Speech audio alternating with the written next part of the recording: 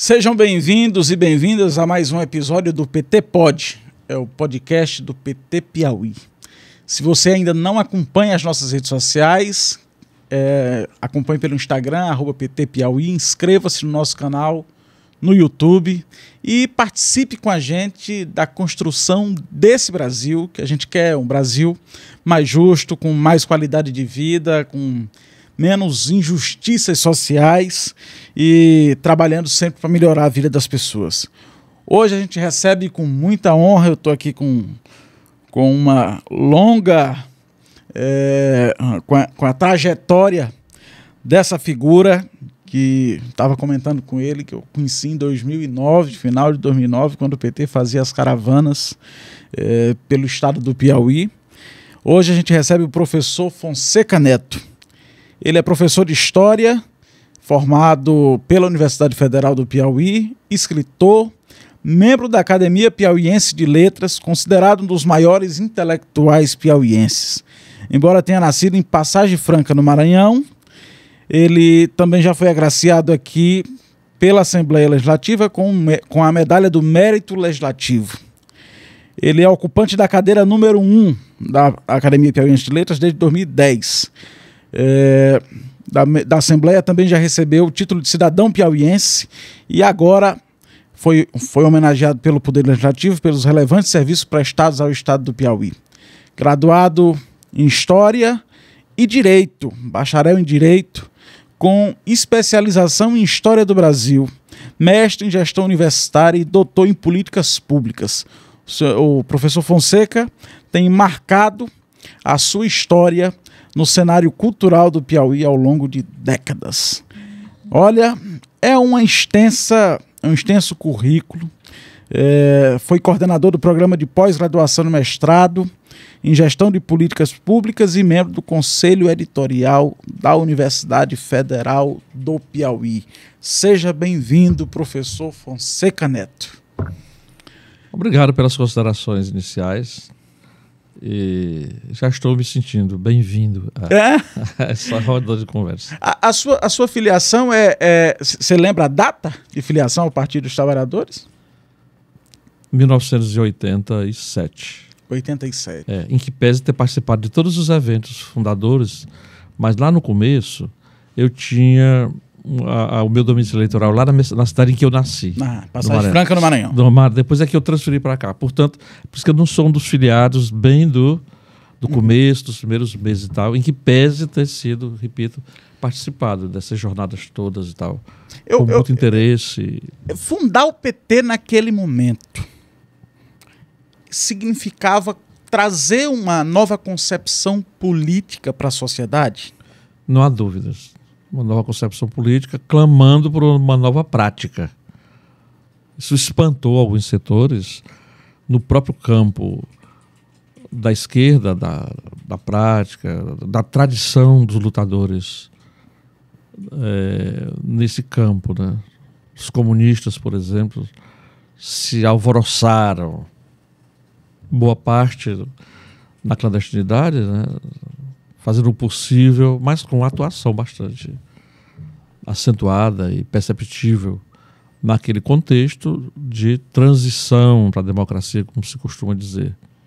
Então, o PT surge com uma possibilidade de realmente nova, apontava para algo novo, de fato, na história, né? Quer dizer, a luta da ditadura não poderia ser, não deveria ser, não deveria simplesmente encaminhar a possibilidade de uma volta, por exemplo, da legalização dos partidos tradicionais em todos os campos e tal, né? Precisava ter uma novidade, precisava apontar um rumo diferente, né? Algo novo. E o PT representou isso muito bem. O debate, só recorrer aos jornais da época, de todas as tendências, foi um debate muito intenso, muito intenso. Há muitos estudos sobre isso. É o partido mais estudado, já é o partido mais estudado, a organização partidária com esse nome, né? O partido mais estudado na história do Brasil. Ali ainda era ditadura militar, que ela encerrou de fato em 1985, correto? Em termos, né? Porque ela foi considero, decaindo? Ela foi se esgotando, foi se desmoralizando, inclusive. É uma palavra complexa, né? Porque é muito polissêmico falar em desmoralizar. Aliás, é uma expressão muito desmoralizada também. mas isso acontece. Então, a ditadura ela foi se exaurindo. Senão ela existiria até hoje.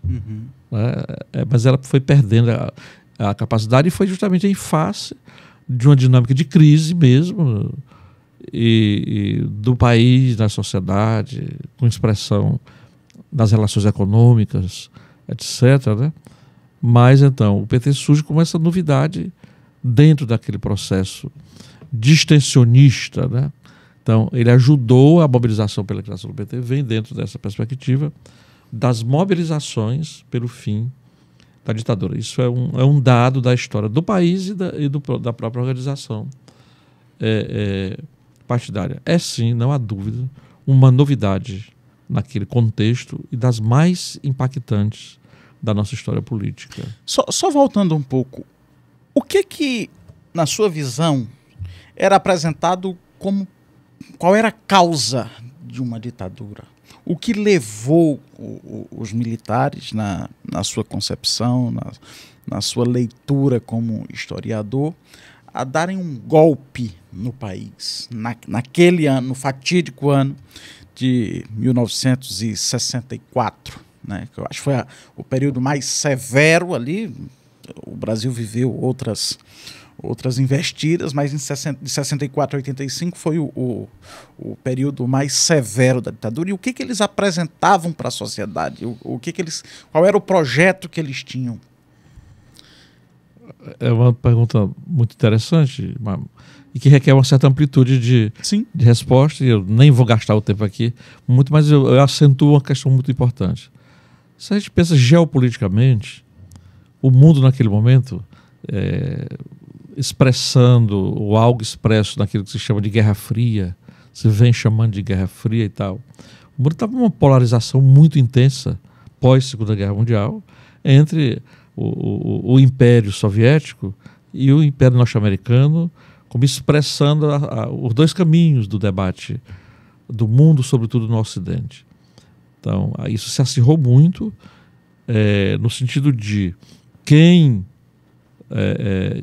os lutadores identificados no campo da esquerda lutavam por liberdade, por igualdade, por justiça plena e tal, eram automaticamente colocados no campo dos comunistas. Portanto, eram rotulados como soviéticos, enfim, como comunistas.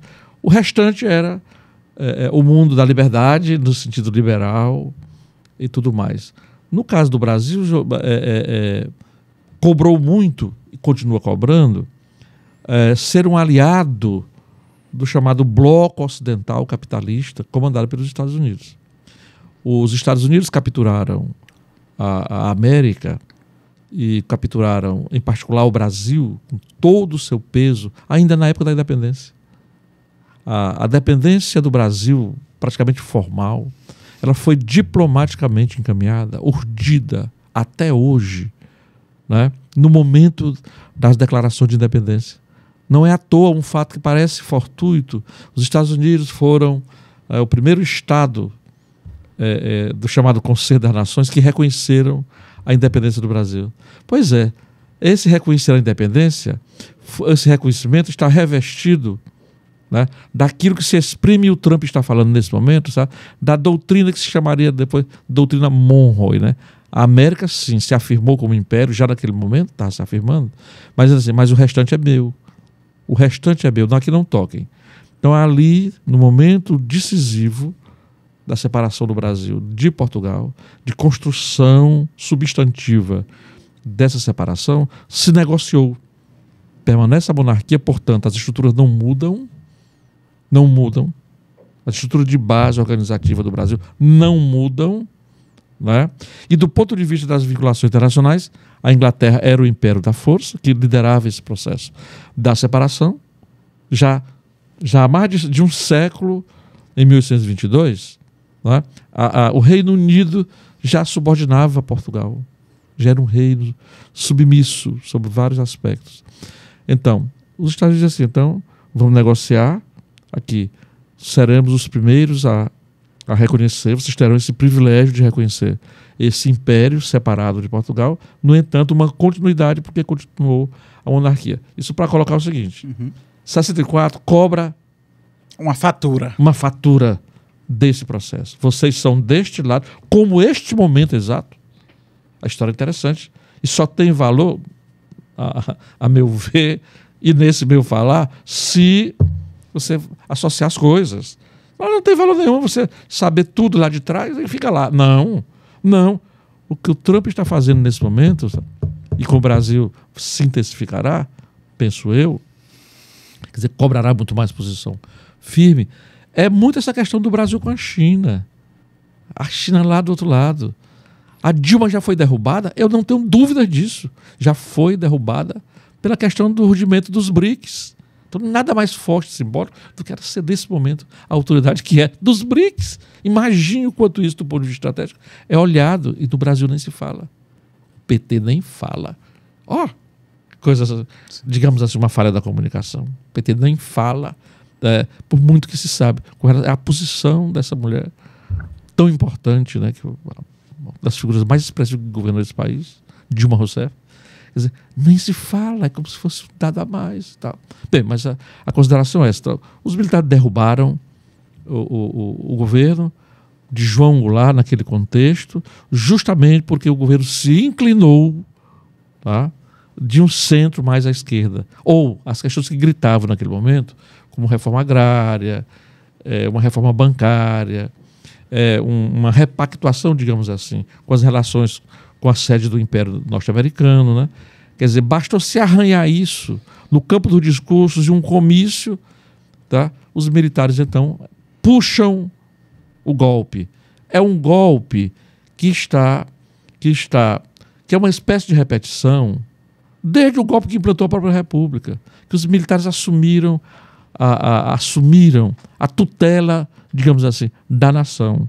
Como herdeiros, eles acham isso, é o debate deste momento da história do Brasil também, eles se acham o poder moderador que era titularizado pelo imperador Pedro II. Eles acham que como derrubaram o imperador, o império e o imperador, eles herdaram automaticamente, né, a superioridade, a tutela da nação, isto é, está acima de qualquer processo jurídico, de qualquer processo de uma legalidade, eles estão acima. Estão acima dos... É como eles se consideram. Como se considera até hoje, né? E é o que está em jogo nesse momento, na hora que se discutir essa questão dessa anistia, desse processo do Supremo, que está no centro do debate e tal. E não é só do Brasil, não. É porque a gente está lendo muito pouco, está se informando muito pouco, mas o mundo, o Ocidente, está discutindo sim essa questão que está acontecendo no Brasil, olhando para o Supremo e compreendendo que talvez se colocando num enquadramento histórico de mais longo prazo, né, nunca essa Suprema Corte, que é um instrumento do Estado burguês, típico do Brasil, que é um instrumento da dominação, que não quer mudar, o Supremo sempre teve esse papel no Brasil, e ele está ensaiando uma diferença. E essa é a diferença mesmo que está na pauta neste momento no Brasil. Então, o golpe que se deu em 64, por essas razões do Brasil querer ensaiar alguma espécie de um trato independente, né, da sua condição de oficialmente ser soberano. Não, óbvio, vocês são soberanos, mas essa soberania é condicionada. Então, descondicionalizar da condição de colônia, que em certo sentido produtora, né, o grande campo de produção de comida para o mundo, vocês, lá em 1822, lá em 1530, na hora, eu vou já dar uma aula sobre isso na universidade, quer dizer, na hora de distribuir as sesmarias, as capitanias que vêm, vocês estão destinados, né, a ser esse lugar da produção, porque lá, em se plantando, tudo dá. E continua do mesmo jeito. Do mesmo jeito. Você está doido, um historiador, dizer que 5 séculos depois algumas coisas estão do mesmo jeito? A concepção é a mesma. A concepção e o jeito de conduzir. Porque não há indicação. O momento seria da independência. O momento seria de implantar a República, por exemplo, que é a ruptura com aquilo de mais europeu tinha aqui, do ponto de vista da organização política, mas não. Aí foi capturado por esses novos titulares, até hoje aí, mandando, de certo modo e tal, com uma presença no mundo da política comum muito forte que são os militares. Então, pensar essa questão da ditadura e tal, recusar isso, é preciso que se tenha como tarefa fundamental.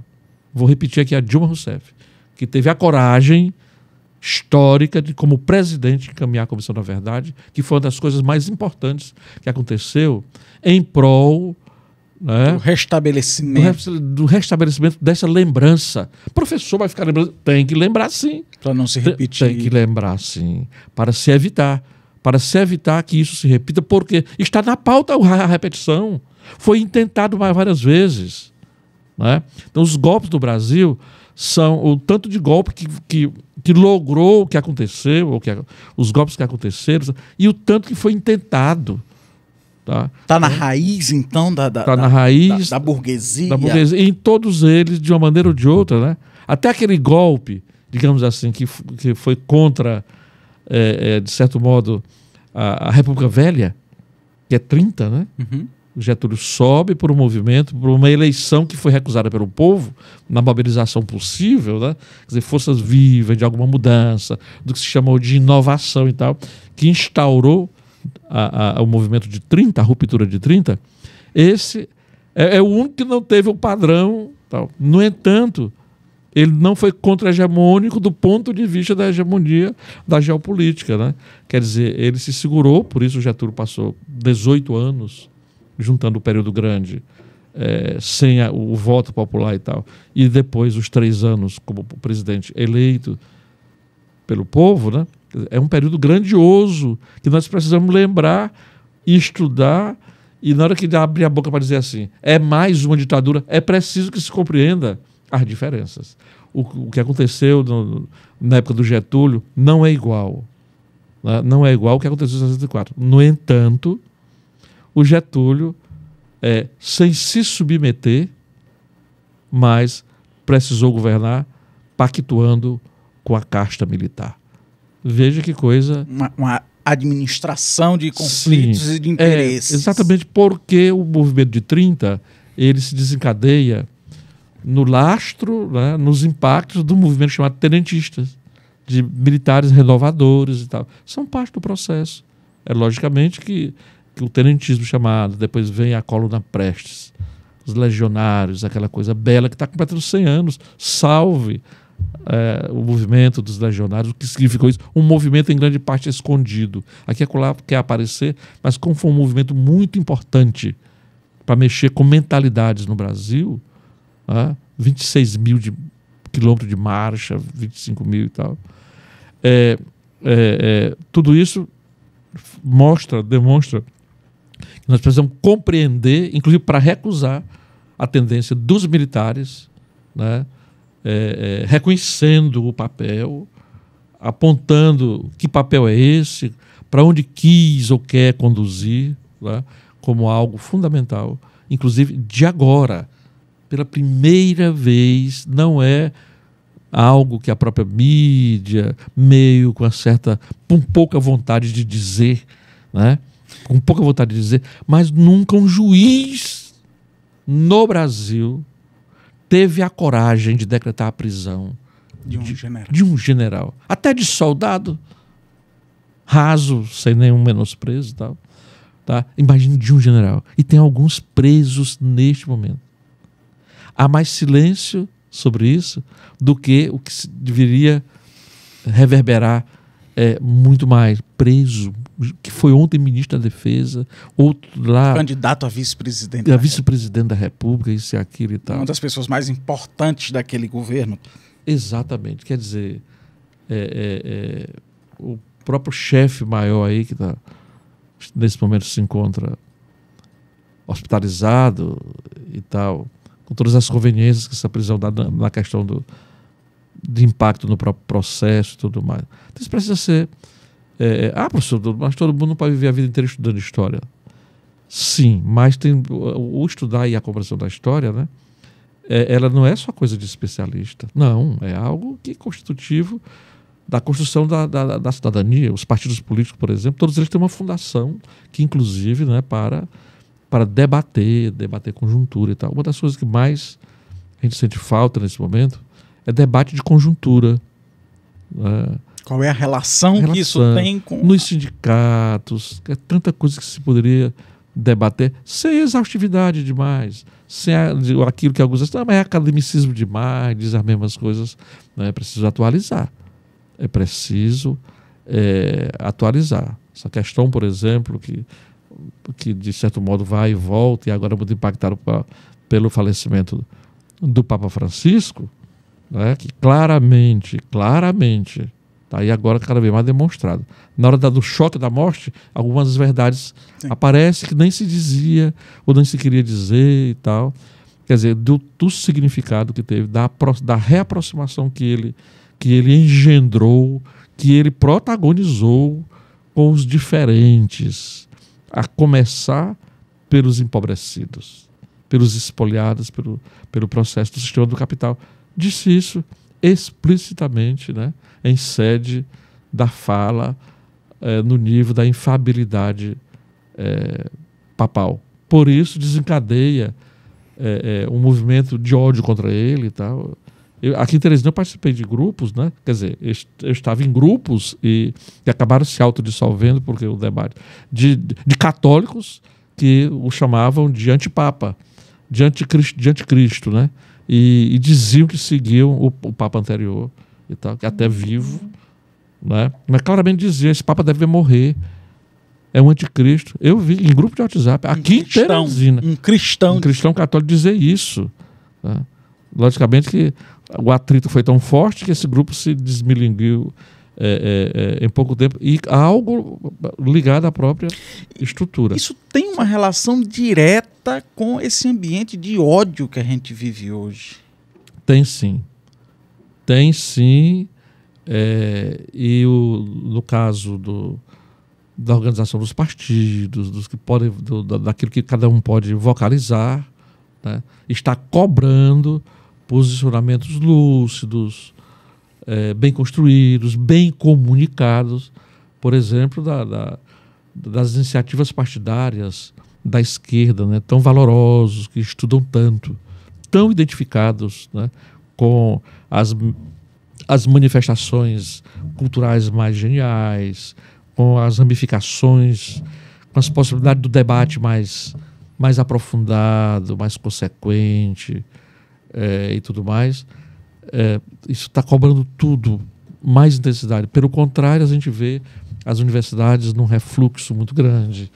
Um mundo de onde saiu, por exemplo, né, o PT, essa organização, as suas inspirações e tal.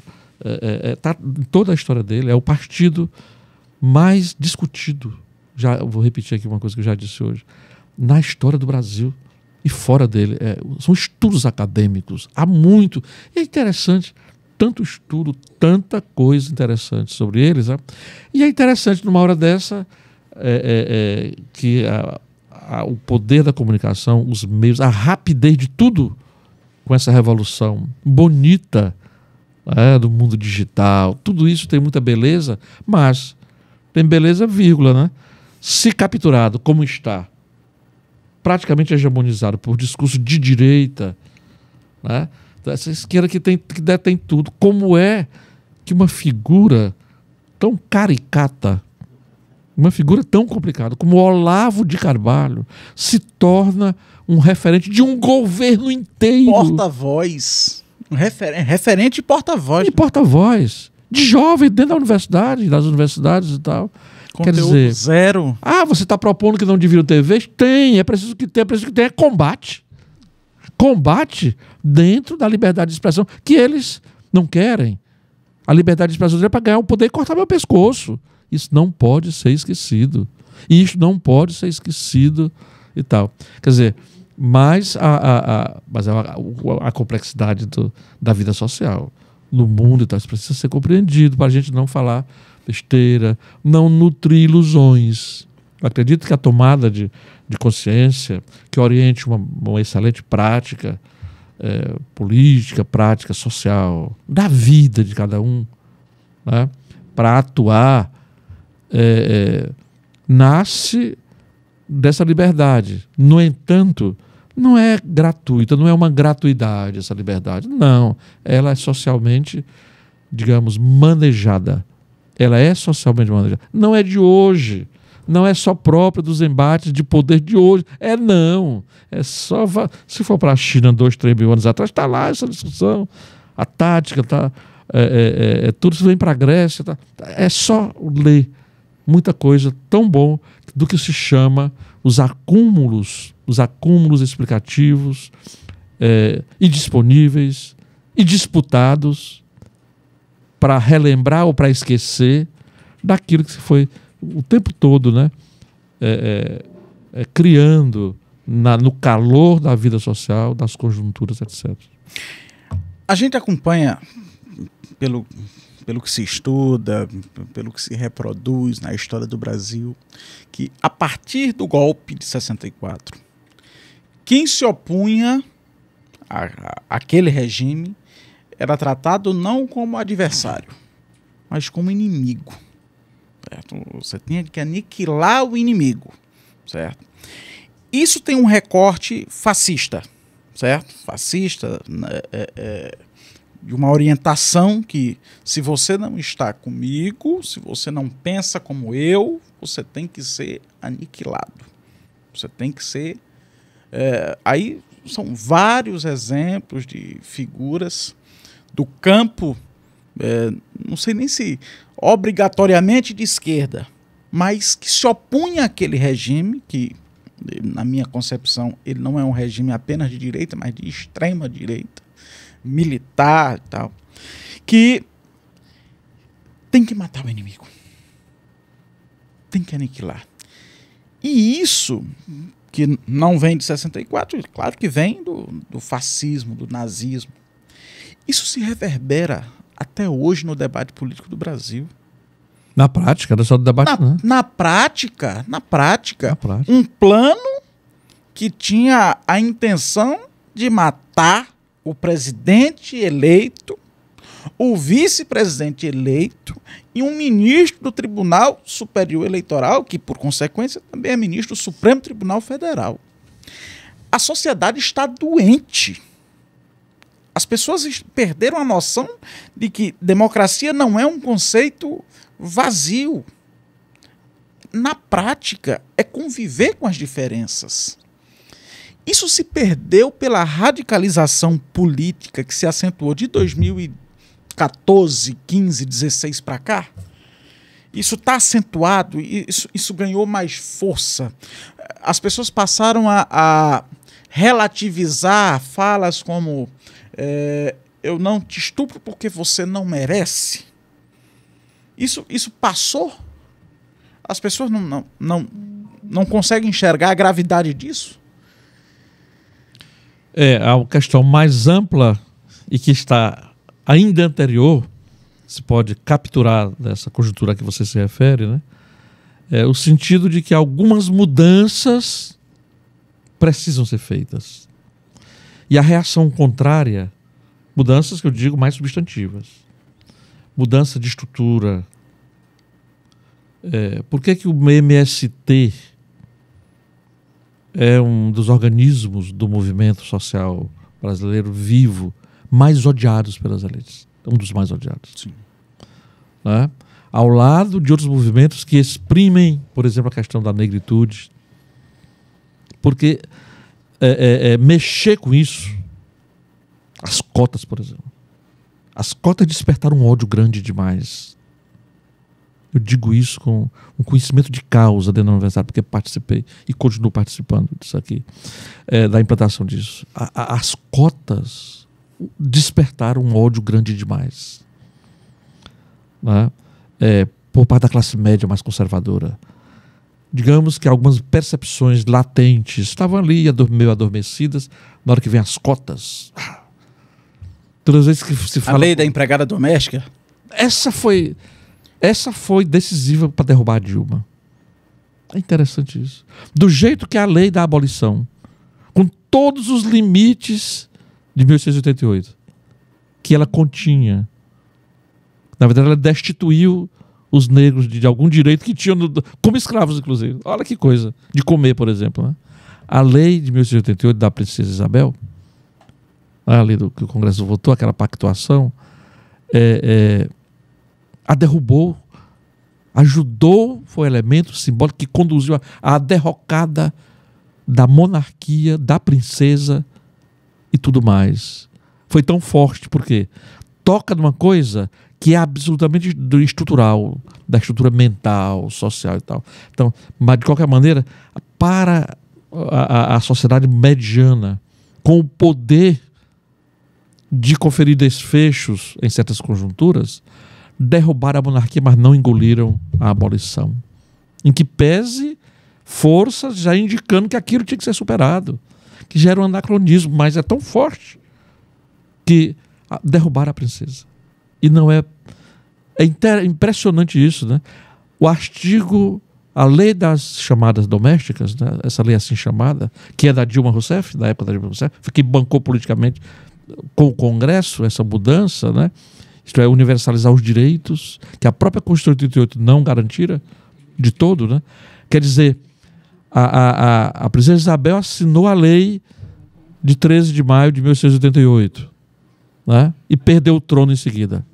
Dilma Rousseff assinou o artigo 2º que faltou em 1888, que era a plenitude de direitos, por exemplo, de comer, né? De ter um ganho e tal. Isso é Dilma Rousseff, a segunda mulher que assinou a lei no Brasil.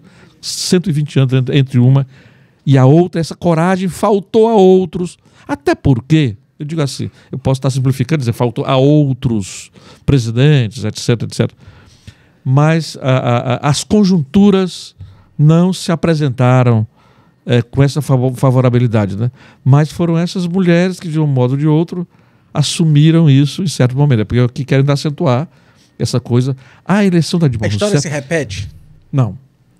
Não se repete. O que tem é permanência que não foi resolvida. E cobra, e reacende. Mas não é uma repetição da história.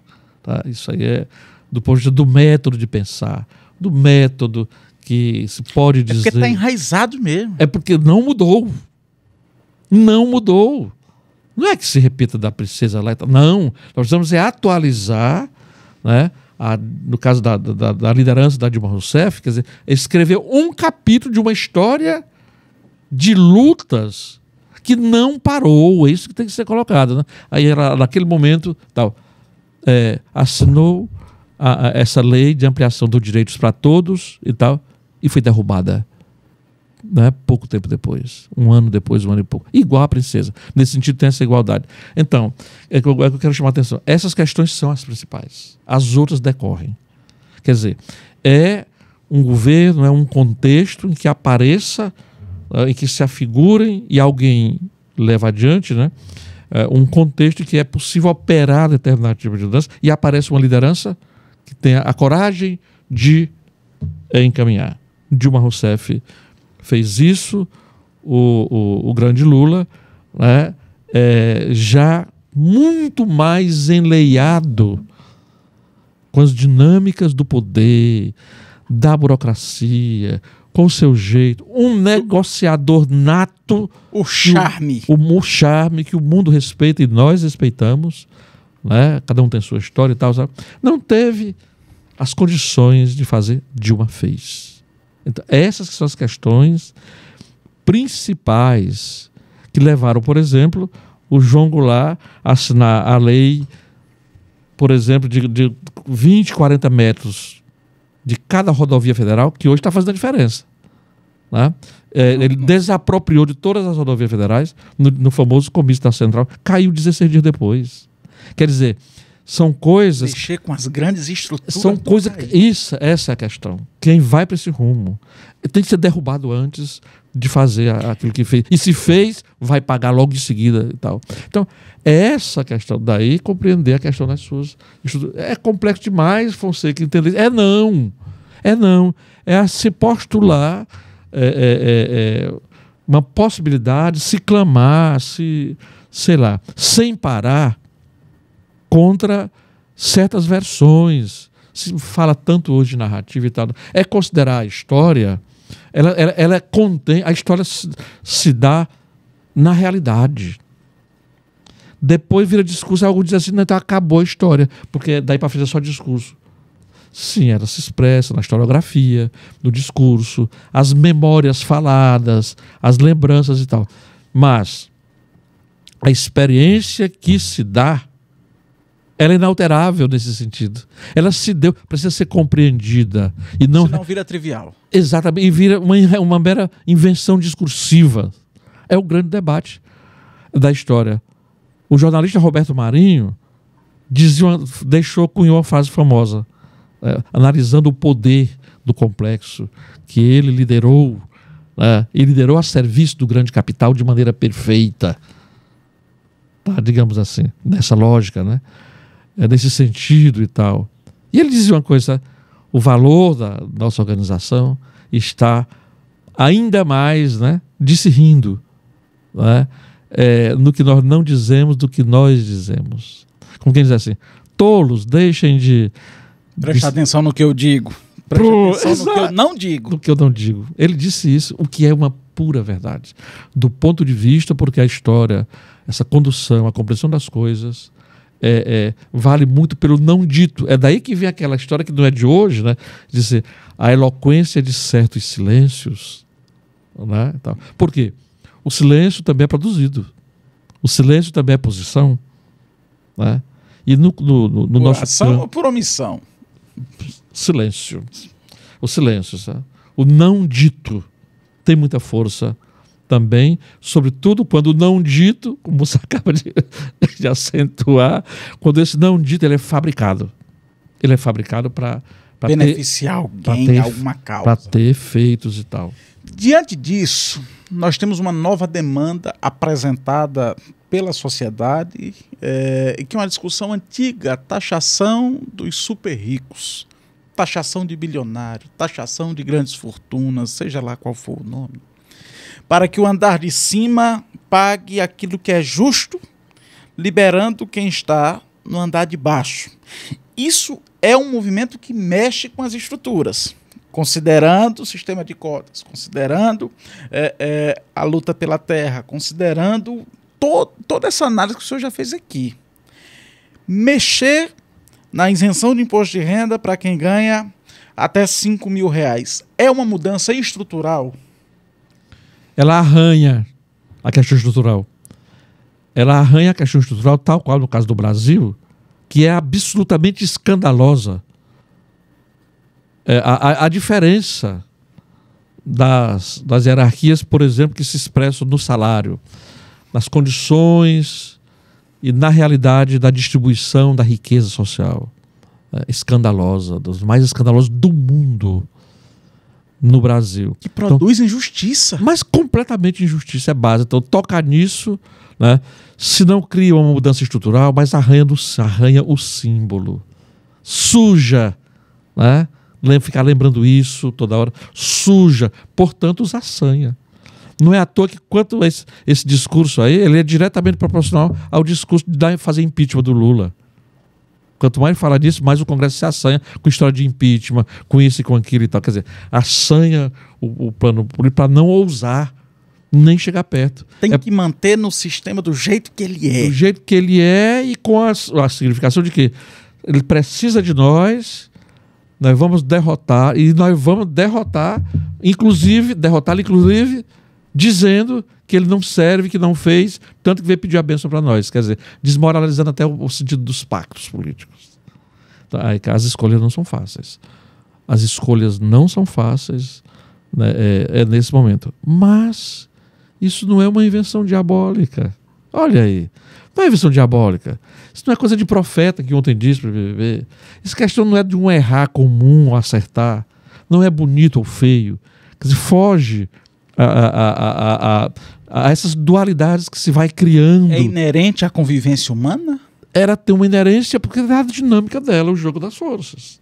É o jogo das forças. Vai acontecer. É como a ignorância do processo político. Para que uma coisa mais tenebrosas entre nós É a desmoralização do que é o sentido da política. Uma das coisas mais belas que a pessoa pode se orientar completamente. É deturpado completamente. Que se acentua muito com a ideologia liberal, por exemplo. A negação da política para manter o sistema político atual. Que é uma ideologia terrível, que inclusive é quase que aceita como uma não ideologia, portanto, como uma verdade que se impõe por si e que seria a única. Dentro dela, por exemplo, que se operaria a liberdade. Não, fora dela, dos parâmetros do pensar, do agir, né, nesse contexto de liberalismo dos últimos 2 séculos e meio, né, é que existe a história. Ora, quando caiu o Muro de Berlim, um assessor do Pentágono, Fukuyama, famoso e tal, poucos dias depois, publicou um livro, O Fim da História. Acabou a história, quer dizer, a derrubada do Muro de Berlim, portanto, aquela derrocada do Império Soviético, tal qual fora construído a partir dos anos 20, né? Acabou a história, portanto, o liberalismo triunfou. É uma verdade só, é uma dinâmica só. Ora mais, isso é pura ideologia. Naquilo que filosoficamente, né, que se estrutura, que se organiza mais do que discurso, né, como sendo a força da ideologia. Ninguém escapa disso. Né? Quando você diz é uma inerência do processo da história, do processo dos acontecimentos. Por exemplo, é mentira, é muito enganoso, né? Se construir uma percepção coletiva, individual, coletiva, de que se viva sem política. Tudo é política. Tudo é política, porque é a organização da sociedade, é o viver organizado. Então, é sempre incompleta essa coisa. É sempre aquilo que o Bertolt Brecht diz, né, no Analfabeto Político, né, é um poema para os operários e para quem quer que seja, né, para o mundo e tal, de chamar a atenção das consciências, pegando os fatos históricos, etc. Né? Quer dizer, é enganoso, é mal intencionado esse discurso que sugere a política suja. Essa figura, essa inominável figura que chegou à presidência aí de 2018, de 2018 a 22, essa figura inominável, que o nome nem deve se andar falando, essa figura inominável foi eleita com essa impressão de muita de negação. De negação da política. Que é isso, gente? Isso? Se reivindicando. Todo dia tem deputado discursando na tribuna do parlamento dizendo que não é político. Que a política é suja. Quer dizer, isso é muito sério, né? Isso é muito sério porque quem tem mais a compreensão, né, as pessoas mais culturalmente informadas e tal, capazes de ter a compreensão disso, são logo taxadas de esquerda, digamos assim e tal, inclusive na defesa da democracia. Que, aliás, a esquerda está defendendo muito mal a própria ideia de democracia, na medida em que não denuncia esse processo. A expressão anistia, que ninguém sabe o que é, você falou ainda há pouco, né? É um erro colocar desse jeito. Estão querendo perdoar os criminosos. Essa que é a linha. Criminosos. Que invadiram a casa do povo. A casa do povo, que querem derrubar e tal, tirar o dia de volta. Essa que é o erro. Sem anistia. As pessoas não sabem o que é anistia, a grande maioria. Nem os jornalistas, digamos, boa parte.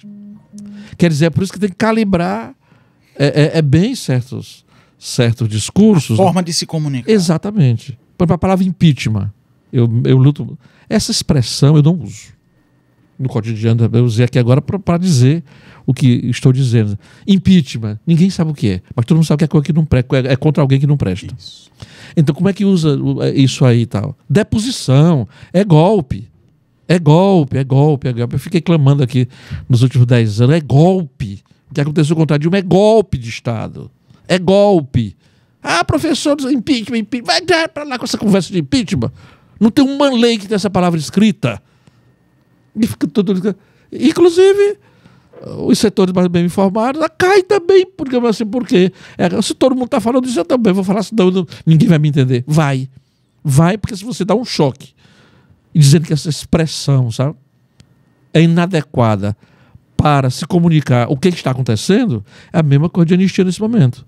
Isso que então se está chamando de anistia, sabe, é um perdão, né, é uma confissão do crime.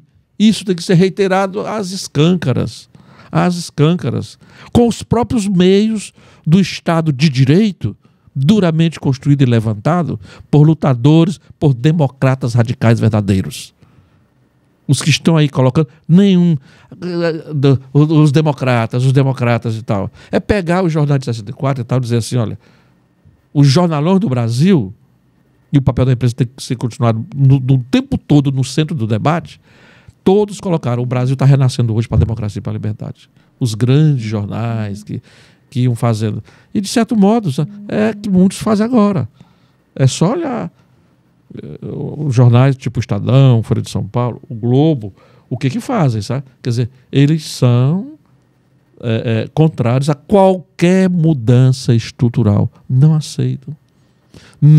O comportamento para não mexer nos seus interesses. Não nos seus interesses, que são de classe, são hegemônicos e são internacionais. São, enfim, né, pró-colonialidade, pró-Brasil. Tu és uma colônia. Tá? É preciso que olhemos, que nos mantenhamos favoráveis e ajustados aos interesses das metrópoles. Elas é que são bonitas, elas é que são belas, é delas que emana o bonito, a beleza de tudo, sabe?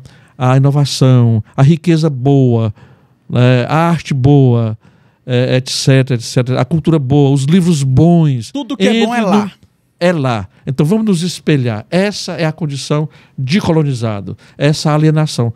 Tocar nisso é tocar num vespeiro indesejável pelas estruturas superiores de poder. É só ler a coisa mais chata que tem para qualquer pessoa. Tá? Mas pelo menos os que leem ainda tem tempo disso, né? É um editorial de um jornal desse. É ler diariamente, que é estar lá puramente o que pensa e o que quer ao longo da história. E, aliás, está muito bom de fazer isso, né? Porque estão todos os jornais brasileiros disponíveis para cada alguém que tenha... Na ponta do celular. Na ponta do celular, na rua, até no semáforo que custa mais, você lê um jornal de 1840, de 1820. Os jornais do tempo do debate da primeira Constituição no Brasil estão lá, estão já disponíveis. Aliás, quem fez isso foi um governo popular. A última pergunta nacional para o mundo, para o Brasil, né? Qualquer pessoa, tá? Foi um governo popular que fez isso, porque isso é revolucionário. A última pergunta para a gente fechar.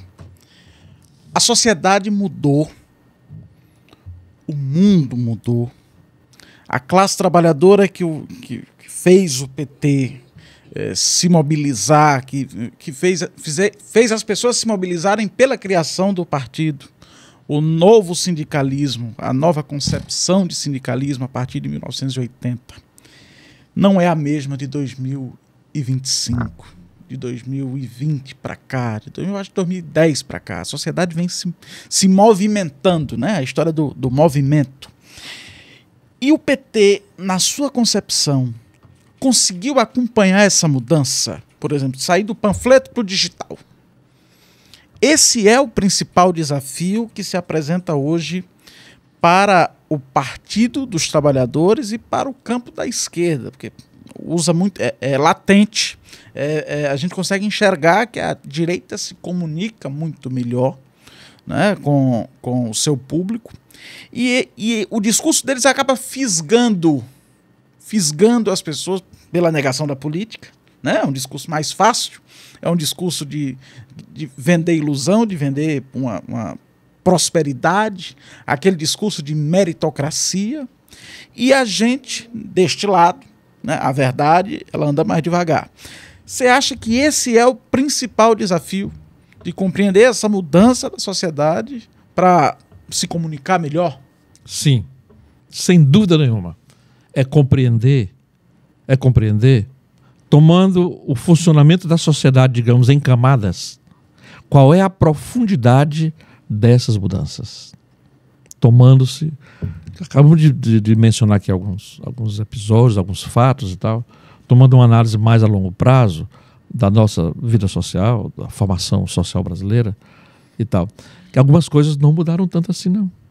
Tanto que, na hora que uma conjuntura, né, abriu uma brecha, se criou uma brecha, sabe? O velho discurso, velho mesmo discurso, anticomunista, por exemplo, essa coisa que muitos consideravam uma tolice, não é não. Não é. Não é? Quer dizer, muitas coisas, quer dizer, boa parte do Brasil, por exemplo, daquilo que é dramático para mudanças do Brasil, não mudaram. A questão, por exemplo, da terra mudou o sentido das relações de produção em relação à terra. No entanto, estruturalmente, o ter terra, que é algo decisivo, né, no drama social brasileiro, não consegue avançar, porque não é fácil. Então, muda um bocadão de coisa do mundo do trabalho, sim, nessas relações e tal.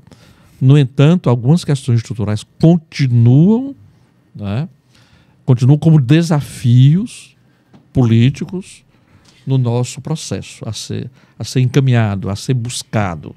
Portanto, o movimento da sociedade, as mobilizações precisam não perder de vista a chegada ao poder formal, a impossibilidade de encaminhar isso por dentro desse poder formal. Tudo isso precisa ser muito bem compreendido. E nisso o papel dos lutadores que assim se colocam são muitos, sempre são muitos, mas são ainda maiores, muitas vezes, né, aqueles que protagonizam a força contrária. Quer dizer, então, os desafios continuam muito grandes, mas mudou um bocado de coisa no sentido mesmo de... Tal. Mas se poderia dizer assim, olhando, repito, né, essa espécie num recorte estratigráfico, como dizem os geólogos, né, das camadas do processo, né? Quer dizer, vamos ver que tem muita coisa ainda dormindo e cobrando, digamos assim, a sua permanência, o direito de permanecer e tal. A distribuição da renda é uma delas. E é um nó. Ainda, você já lembrou aqui, chamou a atenção dessas reformas que são, em certo sentido, cosméticas, mas mesmo assim inaceitáveis do ponto de vista, né, do ponto de vista do poder estabelecido. Então, é preciso mudanças, compreender sim, é um mundo em mudança, mas ele não está mudando tão ligeiro, né? Tão ligeiro do ponto de vista, por exemplo, da justiça. Da justiça. Está aí a crise que se quer colocar. Na hora que a justiça começa a se encorajar na experiência da democracia no Brasil, ela começa a se encorajar isso e aquilo, algumas mudanças e tal, né? Nós estamos vendo aí... A falar do impeachment de ministro do Supremo. De ministro, por quê? Porque eles estão aí tal, em 64, 3 ministros que fizeram pronunciamentos meio cosméticos, mas muito impactantes. Evandro Lins e Silva, Hermes Lima... Nuno Leal e tal, né? Esses 3 foram aposentados compulsoriamente. Aposentados.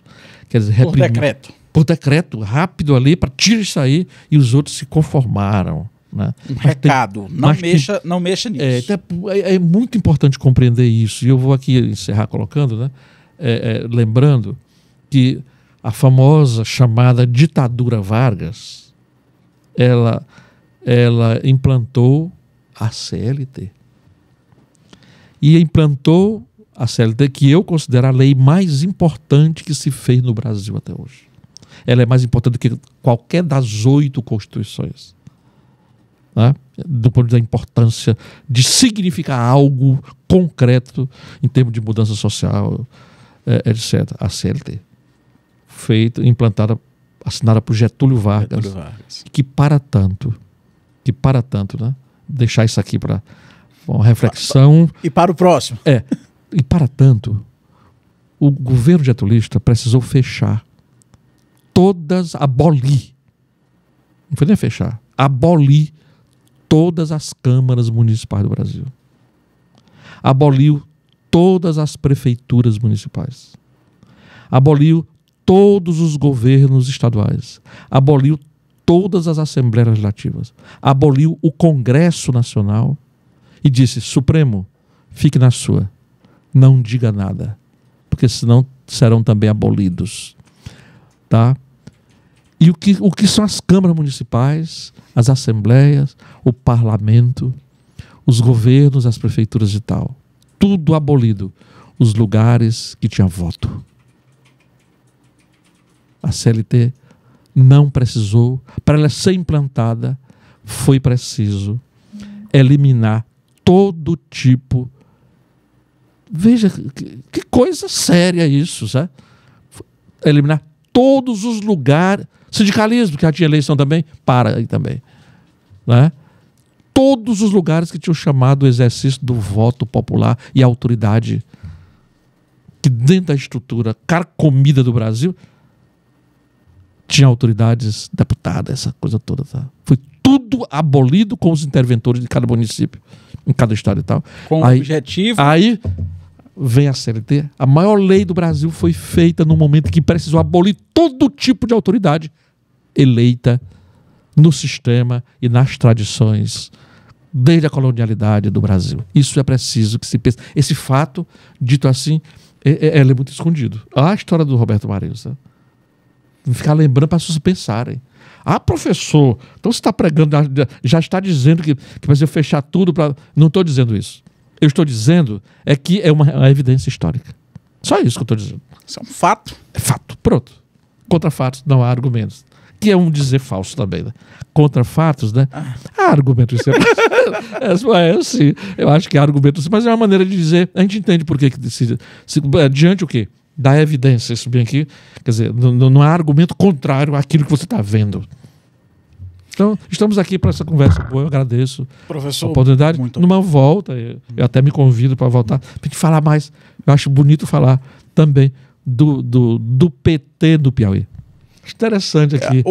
A nossa próxima conversa será... Uma das poucas unidades do Brasil, está acentuado em algum lugar na literatura nacional e tal, mas não é tão acentuado aqui. O primeiro diretório estadual do PT com hegemonia de trabalhadores rurais, com o grande significado de que a primeira vez que o próprio Lula veio aqui, começou sua peregrinação pelo interior, depois é que vem para a capital. Isso é muito simbólico. Muito simbólico, mais do que simbólico. Professor Fonseca, muito obrigado. Você já está convidado para uma segunda conversa. Essa será mais demorada. Nós hoje passamos um pouquinho do tempo, porque o papo foi muito bom. E você que está acompanhando a gente pelo YouTube, acompanha as nossas redes sociais, filie-se ao Partido dos Trabalhadores e das Trabalhadoras e acompanhe os próximos episódios do PT Pod. Obrigado.